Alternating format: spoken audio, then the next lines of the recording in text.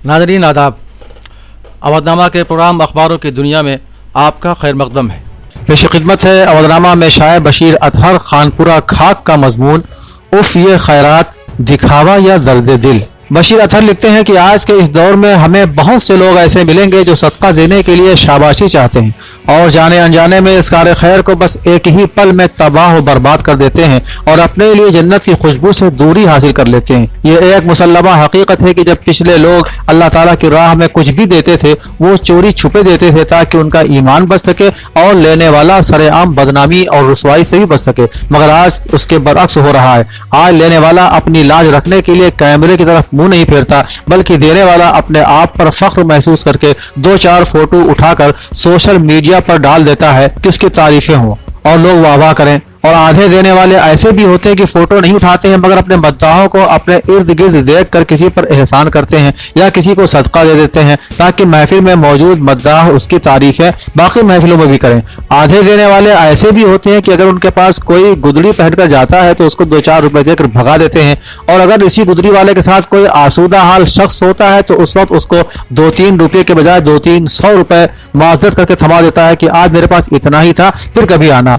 वो इसलिए कि आसूदा शख्स उसके साथ होता है, यानी उसका मतलब ये होता है कि अगर कभी मुझे भी किसी गरीब और मुफलिस शख्स को इस आसूदा शख्स के पास ले जाना पड़ा तो ये उस वक्त 500 या 1000 दे देगा ताकि मेरी इज्जत बच जाए। आधे लोग किसी मुस्तहक को इसलिए देते हैं कि वो उनका रिश्तेदार, मद्दाह, हम मजहब या हम मसलक या उनकी बातों पर लब्बैक कहने वाला होता है ताकि वो उनकी हर बात को मान ले या उनसे कुछ काम लिया जाए। बात सिर्फ यहाँ खत्म नहीं होती, कुछ मुस्तहक ऐसे होते हैं कि वो अंदर ही अंदर घुट जाते हैं मगर किसी के आगे हाथ नहीं फैलाते। वो अपने और अपने अहल-ओ-याल के लिए फाका कशी बर्दाश्त करते हैं लेकिन किसी अमीर के तलवे चाटने के लिए तैयार नहीं होते। आधे गरीबी का सदमा बर्दाश्त करने से आपे से बाहर हो जाते हैं और खुदकुशी करने पर उतर आते हैं। आधे मुस्तहक हमारे हमसाए होते हैं मगर हमारी नजरें उन तक नहीं पहुंच पाती क्योंकि हमारी गर्दनें झुकी नहीं होती। यही वजह है कि हम कभी ठोकर भी खा जाते हैं। हमारे महल्ले में मुफलिस और नादार अशखास होने के बावजूद हम अपने महल्ले के बाहर पैर रखते हैं और उनकी मदद करते हैं, लेकिन अपने महल्ले में रह रहे मुफलिस और नादार शख्स को पसे पुश्त डाल देते हैं। ये रविश भी गलत नहीं है, अलबत्ता जो हमारा हमसाया होता है वो अपने आसूदा हमसाए के आगे आ भी नहीं निकालता ताकि कहीं ऐसा ना हो कि वो मुझे कभी ताना दे दे कि फला दिन मैंने आपको इतने पैसे दिए या मैंने फला शख्स को इतने पैसे अपने अहल खाना को पालने के लिए दिए। इसलिए हमारे इस किस्म के रवैये से हमारे हमसायों की हालत बदतर से बदतर होती जा रही है, क्योंकि जब उन पर हमसाये की नजर नहीं पड़ी तो किसी और की कैसे पड़ सकती है। सोशल मीडिया पर ही हमें ऐसी मिसालें भी मिलती हैं कि लोग अपने दिए हुए सदकात या खैरात को कुंडी में टांग कर निकल जाते हैं ताकि मुस्तहक अफराद आ सकें और अपनी जरूरत के मुताबिक सामान ले सकें और किसी को पता तक न चले। ऐसे वाकयात बहुत से सहाबा कराम अलैहिस्सलाम की जिंदगी में भी मिलते हैं कि वो रात की तारीकियों में निकलकर मुस्तहक अफराद को अशियाए खुदनी और जरूरी सामान फराहम करते थे ताकि लेने वाला उन्हें पहचान न सके और उसकी तजलील भी न हो सके।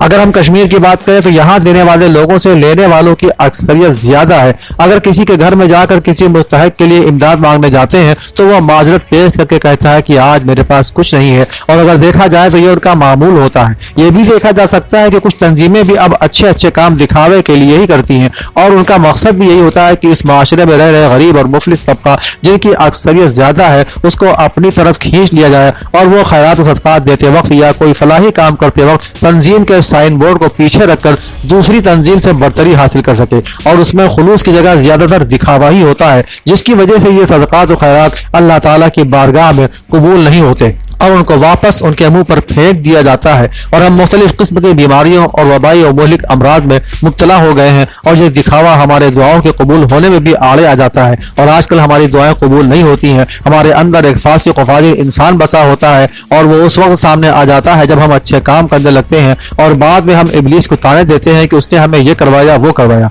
जबकि इस वक्त मुझे डॉक्टर इकबाल का एक शेर याद आ जाता है कि क्या हंसी आती है मुझको हजरत इंसान पर, फेले बद तो खुद करे लानत करे शैतान पर।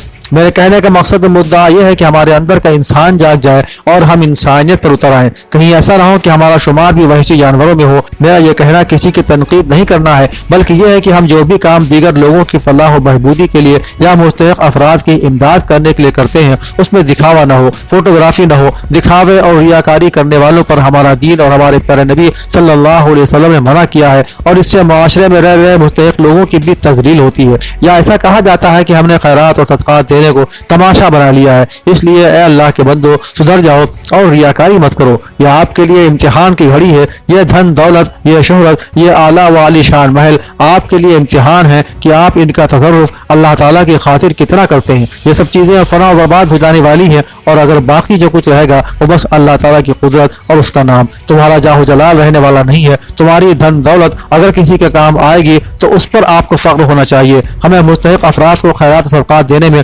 فخر نہیں کرنا چاہیے، بلکہ یہ سمجھنا چاہیے کہ یہ ہمارے اوپر اس کا حق تھا اور وہی حق ادا کیا، نہ کہ اس پر کوئی مہربانی کی۔ کیا ہمیں یہ فوٹو ساتھ میں لے کر اللہ تعالیٰ کی بارگاہ میں پیش ہونا ہے؟ اور کیا یہ ہمارے لیے باعث نجات ہو سکتے ہیں؟ نہیں، ہرگز نہیں۔ اس لیے میری تمام لوگوں سے گزارش ہے کہ للہ اب یہ تماشا بند کیجیے اور اللہ کے واسطے مستحق افراد پر رحم کیجیے، تاکہ اللہ تعالیٰ آپ پر بھی رحم کرے۔ آمین۔